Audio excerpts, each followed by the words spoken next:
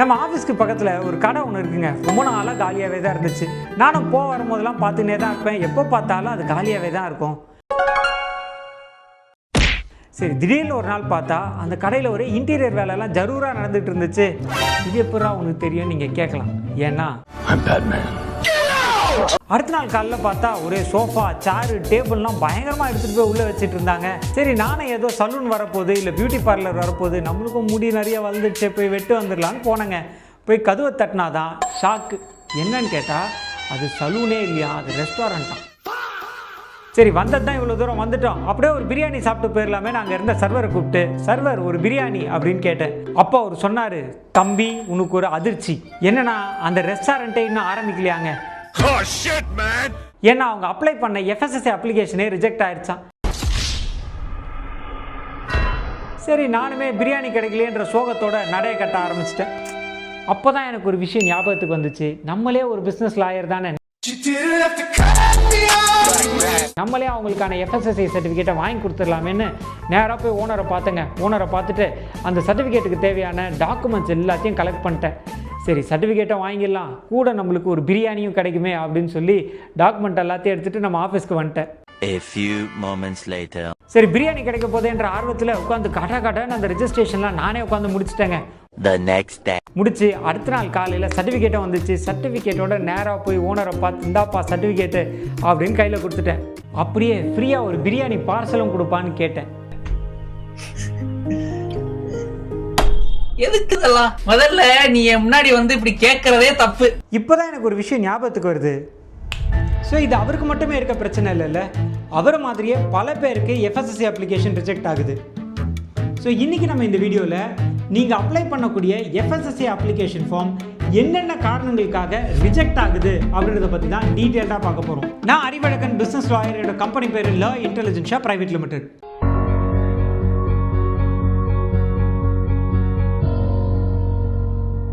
ஒரு FSSAI application, அதாவது food safety and standards authority of India issue பண்ணக்கூடிய சர்டிஃபிகேட்டுக்கான அப்ளிகேஷன் ஃபார்ம் ரிஜெக்ட் ஆகுதுன்னா அதுக்கு 6 முக்கியமான காரணங்கள் இருக்குங்க.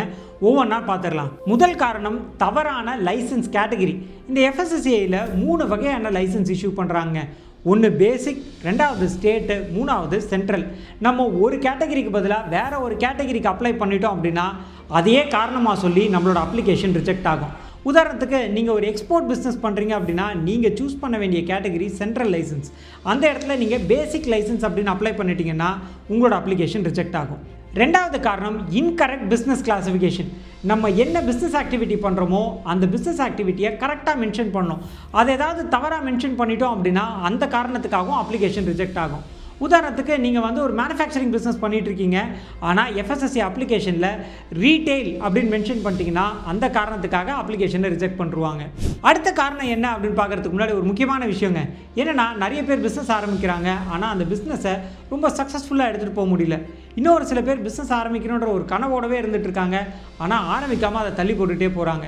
இவங்க எல்லாருக்குமே உதவும் நோக்கத்தில் நம்ம ஒரு பிஸ்னஸ் கம்யூனிட்டி ஆரம்பிச்சிருக்கோங்க.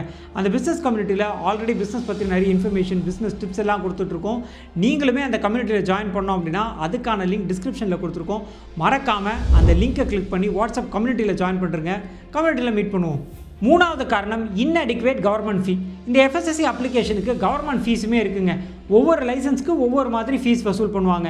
அந்த இடத்துல நம்ம தவறான ஃபீஸோ, அதாவது கம்மியான ஃபீஸ் கட்டிட்டோம் அப்படின்னா அந்த காரணத்துக்காகவும் அப்ளிகேஷன் ரிஜெக்ட் ஆகும். நாலாவது rejection during inspection. FSSAI apply பண்ணதுக்கப்புறமா அந்த அதிகாரிகள் இன்ஸ்பெக்ஷனுக்காக நம்ம இடத்துக்கு வருவாங்க. இடத்துக்கு வந்து இன்ஸ்பெக்ட் பண்ணும்போது நம்ம இடம் சுத்தமாகவும் சுகாதாரமும் இல்லைன்னா அந்த அப்ளிகேஷன் ஃபார்ம் ரிஜெக்ட் ஆகும். அது மட்டும் இல்லாமல் நம்ம கமர்ஷியல் இடத்துக்கு பதிலாக வீட்டில், அதாவது ரெசிடென்ஷியல் ப்ரிமிசஸில் வச்சு பிஸ்னஸ் பண்ணுறோம் அப்படின்னாலும் அப்ளிகேஷன் ஃபார்மை ரிஜெக்ட் பண்ணுவாங்க. அது மட்டும் இல்லாமல் நம்ம இடத்துல சேஃப்டி நார்ம்ஸ் சரியாக இல்லைன்னாலும் அப்ளிகேஷன் ஃபார்மை ரிஜெக்ட் பண்ணுவாங்க. அடுத்து 5வது காரணம் அப்ளிகேஷன் ஃபார்மை சரியாக ஃபில் பண்ணலனாலும் ரிஜெக்ட் ஆகுங்க. நம்ம பேரை சரியாக ஃபில் பண்ணலை, ஓனரோட பேர் சரியில்லை, கம்பெனியோட பேர் சரியில்லை, அப்ளிகேஷன் ஃபார்மில் ஒரு பேர் இருக்குது, ரெஜிஸ்ட்ரேஷன் சர்டிஃபிகேட்டில் வேறு ஒரு பேர் இருக்குது, அதே மாதிரி அட்ரஸில் மிஸ்மேட்ச் இருக்குது, ப்ரூஃபில் ஒரு அட்ரஸ், அப்ளிகேஷன் ஃபார்மில் ஒரு அட்ரஸ், இன்னொரு சில இடங்களில் ஃபார்மை முழுமையாக ஃபில் பண்ணலை. இந்த மாதிரியான காரணங்களுக்காகவும் அப்ளிகேஷன் ஃபார்ம் ரிஜெக்ட் ஆகும். அடுத்து 6வது முக்கியமான காரணம் டாக்குமெண்ட்ஸை சரியாக அப்லோட் பண்ணலனாலும் அப்ளிகேஷன் ஃபார்ம் ரிஜெக்ட் ஆகுங்க. ஓனரோட கேஒய்சி டாக்குமெண்ட்ஸ் இல்லை கம்பெனியோடைய documents, rental agreement, NOC, water testing certificate, இந்த மாதிரி ஏதாவது ஒரு டாக்குமெண்ட்டை மிஸ் பண்ணியிருந்தாலும் அப்ளிகேஷன் ஃபார்மை ரிஜெக்ட் பண்ணுவாங்க. இப்போ நான் சொன்ன இந்த 6 விஷயங்கள் தாங்க உங்களுடைய FSSAI அப்ளிகேஷன் ரிஜெக்ட் ஆகிறதுக்கான முக்கியமான காரணங்கள். இது எல்லாம் தவிர்த்துட்டு அப்ளிகேஷன் ஃபார்மை சரியாக அப்ளை பண்ணோம் அப்படின்னா அப்ளிகேஷன் ஃபார்ம் ரிஜெக்டே ஆகாதுங்க. FSSAI சர்டிஃபிகேட் உடனடியாக கிடைக்கும். இதே மாதிரி ஒரு இன்ட்ரெஸ்டிங்கான அதே சமயம் ஒரு ஃபன்னான வீடியோவில் திருப்பி மீட் பண்ணுவோம். நான் அறிவழகன், பிஸ்னஸ் லாயர். என்னோட கம்பெனி பேர் லா இன்டெலிஜென்ஷியா பிரைவேட் லிமிடெட்.